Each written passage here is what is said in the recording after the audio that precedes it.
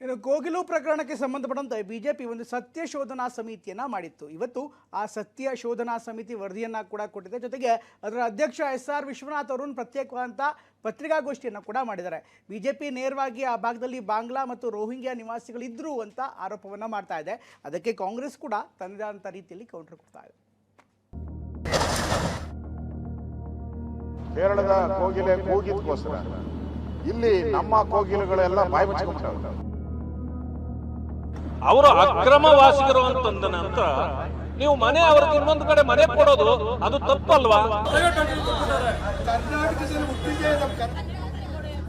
26 ಜನಕ್ಕೂ ಕೂಡ ಇನ್ನೂ ಕೂಡ ನಿವೇಶನ ಕೊಡಕ್ ಆಗ್ತಾ ಇಲ್ಲ ಅವ್ರ ಕೈಲಿ ಕೂಡ.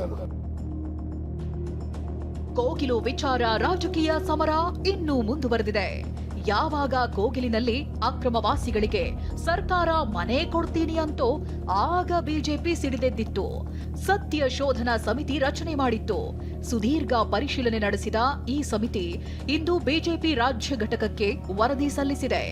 103 ಪುಟಗಳ ವರದಿಯಲ್ಲಿ ಸತ್ಯ ಶೋಧನಾ ಸಮಿತಿ ಪ್ರಮುಖ ಶಿಫಾರಸುಗಳನ್ನ ಮಾಡಿದೆ.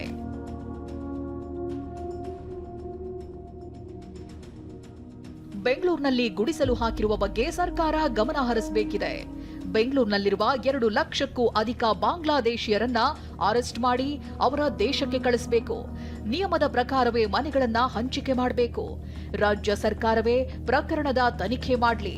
167 ಕುಟುಂಬಗಳಿಗೆ ರಾಜೀವ್ ಗಾಂಧಿ ವಸತಿ ನಿಗಮದ ಅಡಿಯಲ್ಲಿ ಪುನರ್ವಸತಿ ಕಲ್ಪಿಸಲು ಅವಕಾಶ ಇಲ್ಲ. ಜೊತೆಗೆ 26 ಜನಕ್ಕೆ ತರಾತುರಿಯಲ್ಲಿ ಮನೆಗಳನ್ನ ನೀಡ್ತಿರೋದ್ರ ಹಿಂದಿನ ಉದ್ದೇಶವೇನು ಅಂತ ಸಮಿತಿಯ ವರದಿಯಲ್ಲಿ ಶಿಫಾರಸು ಮಾಡಲಾಗಿದೆ.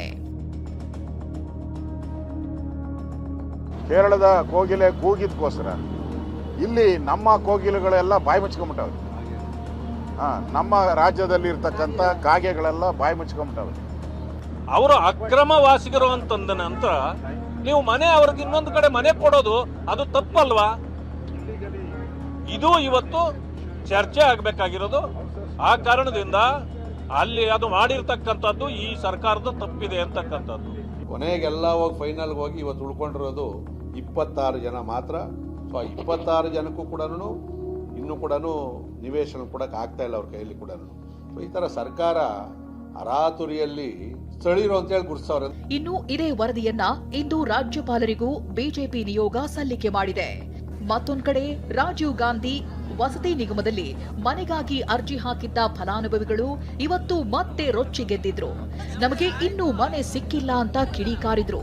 15 ದಿನದ ಹಿಂದೆ ಕಚೇರಿ ಮುಂದೆ ಪ್ರತಿಭಟಿಸಿದ್ದ ಫಲಾನುಭವಿಗಳು ಇವತ್ತು ಮತ್ತೆ ಕಚೇರಿ ಮುಂದೆ ಜಮಾಯಿಸಿದ್ರು. ನಮಗೆ ಮನೆ ಬೇಕೇ ಬೇಕು ಅಂತ ಸ್ಥಳದಲ್ಲಿ ಪಟ್ಟು ಹಿಡಿದಿದ್ರು. ಈ ಬಗ್ಗೆ ಪ್ರತಿಕ್ರಿಯಿಸಿದ ರಾಜೀವ್ ಗಾಂಧಿ ವಸತಿ ನಿಗಮದ ವ್ಯವಸ್ಥಾಪಕ ನಿರ್ದೇಶಕ ಪರಶುರಾಮ್ ಜಿಬಿಎಯಿಂದ ಪಟ್ಟಿ ಬರಬೇಕು ಅಂತ ಹೇಳಿದ್ರು. ಅಮೃತ್ ಮಹೋತ್ಸವ ಅನ್ನುವಂಥ ಸ್ಕೀಮಲ್ಲಿ 550 ಜನರಿಗೆ 27 ಕೋಟಿ 50 ಲಕ್ಷ ಅಮೌಂಟ್ ಬಂದಿದೆ BBMPಯಿಂದ, ಆಗಿನ BBMPಯಿಂದ. ಸೊ ಅದಾದಮೇಲೆ ಅದ್ರ ಜೊತೆಗೆ ಒಂದು ಲೆಟ್ರ್ ಕೊಟ್ಟರು. 15 ದಿವಸದ ಒಂದು ಮಧ್ಯದಲ್ಲಿ 1 ತಿಂಗಳ ಗ್ಯಾಪಲ್ಲಿ ಒಂದು ಲೆಟ್ರ್ ಕೊಟ್ಟರು. ನಾವು ಅರ್ಹ ಬೆನಿಫಿಷಿಯರಿ ಪಟ್ಟಿ ಕೊಡ್ತೀವಿ, ಆ ಪಟ್ಟಿ ಬಂದ ಮೇಲೆ ನೀವು ಈ ದುಡ್ಡನ್ನು ಯುಟಿಲೈಸ್ ಮಾಡ್ಕೊಳ್ಳಿ ಅಂತೇಳಿ. ಸೊ ಪಟ್ಟಿಗಾಗಿ ಅವತ್ತಿನಿಂದ ವೇಟ್ ಮಾಡ್ತಾ ಇದ್ದೀವಿ. ಇಲ್ಲಿವರೆಗೂ ಪಟ್ಟಿ ಬಂದಿಲ್ಲ. ಸೊ ಅದ್ರ ಮಧ್ಯೆ ನಾವು ಸುಮಾರು ಲೆಟ್ರ್ ಮಾಡಿದ್ದೀವಿ, ಪಟ್ಟಿ ಕೊಡಿ, ಎಲಿಜಿಬಿಲಿಟಿ ಬೆನಿಫಿಷಿಯರಿ ಪಟ್ಟಿ ಕೊಡಿ ಅಂತ. ಪಟ್ಟಿ ಇನ್ನೂ ಬಂದಿಲ್ಲ. ಕೋಗಿಲು ನಿವಾಸಿಗಳಿಗೆ ಫಟಾಫಟ್ ಅಂತ ಪರಿಹಾರ ಕೊಟ್ಟ ಸರ್ಕಾರ ದುಡ್ಡು ಕಟ್ಟಿದ ಫಲಾನುಭವಿಗಳ ಕಷ್ಟಕ್ಕೆ ಕ್ಯಾರೇ ಅಂತಿಲ್ಲ. ಫಲಾನುಭವಿಗಳ ಪ್ರತಿಭಟನೆ ಬಳಿಕ ಈ ತಿಂಗಳ ಒಳಗಾಗಿ ಮನೆ ನೀಡೋದಾಗಿ ಅಧಿಕಾರಿಗಳು ಭರವಸೆ ಕೊಟ್ಟಿದ್ದಾರೆ.